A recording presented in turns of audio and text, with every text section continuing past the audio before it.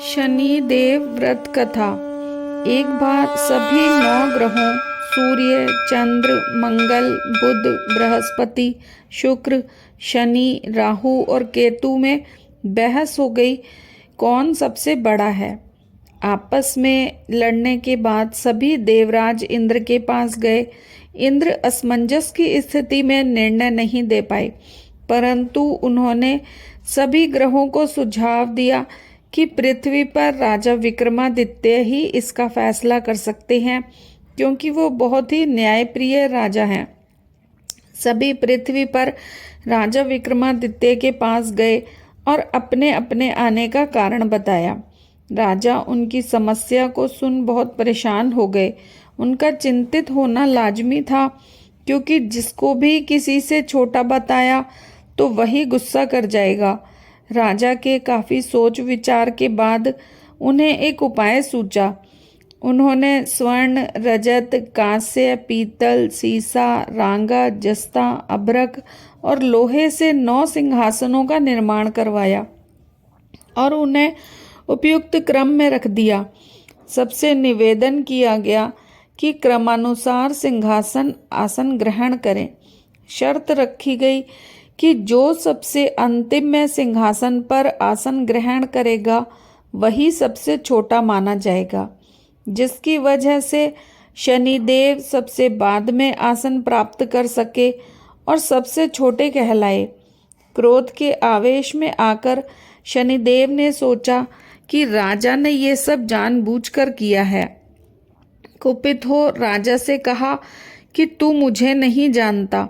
सूर्य एक राशि में 1 महीना, चंद्रमा 2.25 महीने, 2 दिन, मंगल 1.5 महीना, बृहस्पति 13 महीने, बुध और शुक्र 1-1 महीने विचरण करते हैं, लेकिन मैं 2.5 से 7.5 साल तक रहता हूँ। मैंने बड़े बड़े का विनाश किया है। श्री राम की 7.5 आने पर उन्हें जंगल जंगल भटकना पड़ा और रावण की आने पर लंका को बंदरों की सेना से परास्त होना पड़ा। क्रोधित शनिदेव ने राजा से कहा कि अब आपको सावधान रहने की जरूरत है। इतना कह शनिदेव कुपित अवस्था में वहां से चले गए। समय गुजरता गया और कालचक्र का पहिया घूमते हुए राजा की 7.5 आ ही गई। तब शनिदेव घोड़ों का सौदागर बनकर राजा के राज्य में गए। उनके साथ अच्छे नस्ल के बहुत सारे घोड़े थे। जब राजा को घोड़ों के सौदागरों का पता चला तो अश्वपाल को अच्छे घोड़े खरीदने के लिए भेजा। अश्वपाल ने अच्छे घोड़े खरीदे। इसके अलावा सौदागर ने उपहार स्वरूप एक सर्वोत्तम नस्ल के घोड़े को राजा को सवारी हेतु दिया। राजा विक्रमादित्य जैसे ही उस घोड़े पर बैठे, वह सरपट वन की ओर भागने लगा। जंगल के अंदर पहुंचकर वह गायब हो गया। भूख प्यास की स्थिति में राजा जंगल में भटकते रहे। अचानक उन्हें ग्वाला दिखाई दिया, जिसने राजा की प्यास बुझाई। राजा ने प्रसन्नता में अपनी अंगूठी देकर नगर की तरफ चले गए। वहां एक सेठ की दुकान में पहुंचकर उन्होंने जल पिया और अपना नाम बताया। भाग्यवश उस दिन सेठ की खूब आमदनी हुई।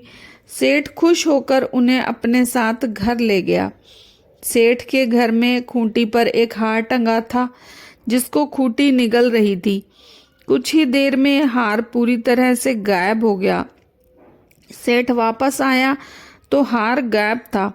उसे लगा कि वीका ने ही उसे चुराया है।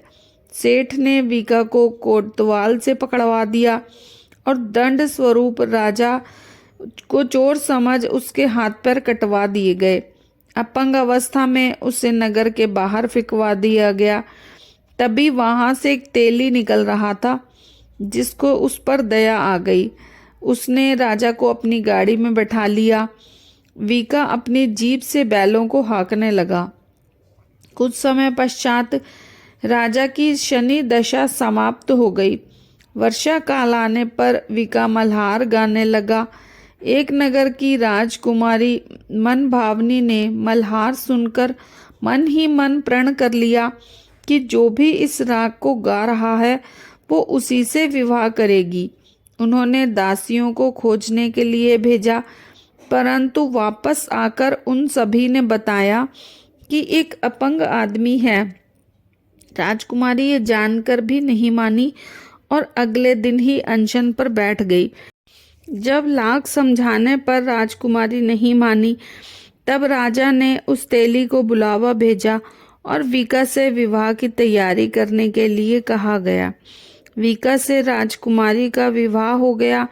एक दिन वीका के स्वप्न में शनिदेव ने आकर कहा कि देखो राजन, तुमने मुझे छोटा बताकर कितना दुख झेला है। राजा ने क्षमा मांगते हुए हाथ जोड़कर कहा कि हे शनिदेव, जैसा दुख मुझे दिया है किसी और को ऐसा दुख मत देना।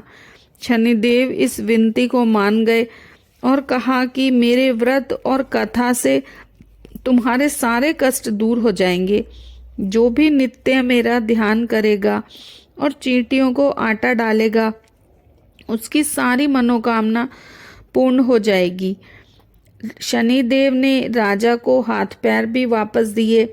दूसरे दिन जब राजकुमारी की आंख खुली तो वह आश्चर्यचकित हो गई। वीका ने मनभावनी को बताया कि वह उज्जैन का राजा विक्रमादित्य है। मनभावनी खुशी से फूली नहीं समा रही थी। राजा और नगरवासी अत्यंत प्रसन्न हुए। राजा ने जब ये सुना तो वह सेठ ने जब ये सुना तो वह पैरों में गिरकर क्षमा मांगने लगा। राजा ने कहा कि सब शनिदेव के कोप के कारण था, इसमें किसी का कोई दोष नहीं है। सेठ ने निवेदन करते हुए कहा कि मुझे शांति तभी मिलेगी जब आप मेरे घर चलकर भोजन करेंगे। सेठ ने कई प्रकार के व्यंजनों से राजा का सत्कार किया। जब राजा भोजन कर रहे थे तो जो खूंटी हार निगल गई थी अब उसे उगल रही थी। सेठ ने अनेक मोहरें देकर राजा को धन्यवाद दिया और अपनी कन्या श्री कंवरी से पानी ग्रहण का निवेदन किया। राजा ने सहर्ष स्वीकार कर लिया। राजा अपनी दोनों रानियों मनभावनी और श्री कंवरी को लेकर उज्जैन नगरी लौट आए। सारे नगर में दीपमाला और खुशी मनाई। राजा ने घोषणा करते हुए कहा कि मैंने शनिदेव को सबसे छोटा बताया था, लेकिन असल में वही सर्वोपरि हैं। तब से सारे राज्य में शनिदेव की पूजा और कथा नियमित होने लगी। सारी प्रजा के बीच खुशी और आनंद का वातावरण बन गया। शनिदेव के व्रत की कथा को जो भी सुनता या पढ़ता है, उसके सारे दुख दूर हो जाते हैं। जय शनिदेव।